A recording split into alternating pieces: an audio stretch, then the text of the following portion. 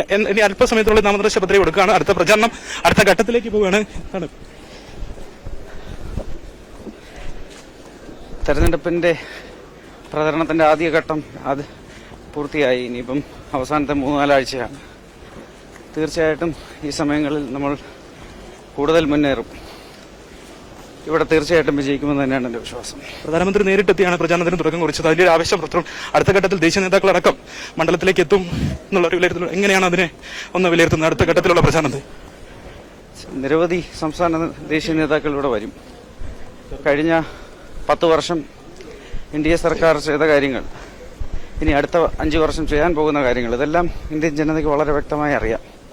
പക്ഷേ ഈ മണ്ഡലം കഴിഞ്ഞ 15 വർഷമായി ഒരു UDF MP ഉണ്ടായിട്ട് പോലും ഇവിടെ അടിസ്ഥാന വിഷയങ്ങൾ, അടിസ്ഥാന സൗകര്യങ്ങൾ പോലും ഇല്ലാത്തൊരു മണ്ഡലമാണ് ഈ മണ്ഡലം.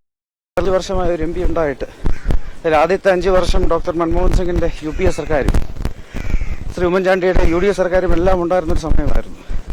എന്നിട്ട് പോലും ഇവിടെ ഇത്രയും യുവതി യുവാക്കളുള്ള ഈ സ്ഥലത്ത് ഒരു IT പാർക്കില്ല, ഒരു ഇൻഡസ്ട്രിയൽ പാർക്കില്ല, ഏതെങ്കിലും ഒരു കേന്ദ്ര സർക്കാർ PSUവിന്റെ ഒരു യൂണിറ്റ് ഇല്ല, ഏതെങ്കിലും ഒരു കേന്ദ്ര സർക്കാർ ബാക്ക്ഡ് ആയിട്ടുള്ളൊരു ടെക്നിക്കൽ അല്ലെങ്കിൽ ഒരു ഹയർ എഡ്യൂക്കേഷൻ ഇൻസ്റ്റിറ്റ്യൂട്ടിന്റെ ഒരു യൂണിറ്റ് ഇല്ല. ശബരിമല മാരമൺ കൺവെൻഷൻ, അതുപോലെ പരിമല ദേവാലയം, ഇങ്ങനെ ആറന്മുള വള്ളംകളി, ഇങ്ങനെ ഇതൊക്കെ നടക്കുന്ന ഒരു സ്ഥലമാണ്. വലിയൊരു റിലീജിയസ് കൾച്ചറൽ സെന്ററാക്കി മാറ്റാൻ സാധിക്കുന്ന ഈ സ്ഥലത്ത് അടിസ്ഥാന സൗകര്യങ്ങളില്ല.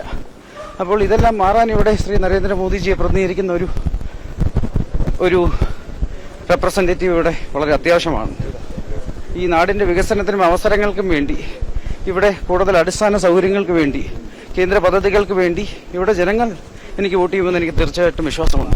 തീർച്ചയായിട്ടും ഇപ്പോൾ അദ്ദേഹം സൂചിപ്പിച്ചതുപോലെ തന്നെ ജനങ്ങളും മാറി ചിന്തിക്കുകയാണ്. അടിസ്ഥാന സൗകര്യ വികസനം അടക്കമുള്ള കാര്യങ്ങളിൽ മികവ് പുലർത്തിയാൽ പത്തനംതിട്ടയ്ക്ക് ഏറെ ദൂരം മുന്നിലേക്ക് പോകാൻ പറ്റും. അതുകൊണ്ട് തന്നെ മോദിയുടെ ഗ്യാരണ്ടി ഉറപ്പ് നൽകുന്ന മോദിയുടെ പ്രതിനിധിക്ക്, NDAയുടെ പ്രതിനിധിക്ക് ഇത്തവണ ജനങ്ങൾ വോട്ട് നൽകും എന്നുള്ള ഒരു ശുഭപ്രതീക്ഷയാണ് സ്ഥാനാർത്ഥിക്കും ഒപ്പം തന്നെ NDA ക്യാമ്പിനുമുള്ളത്. അനു.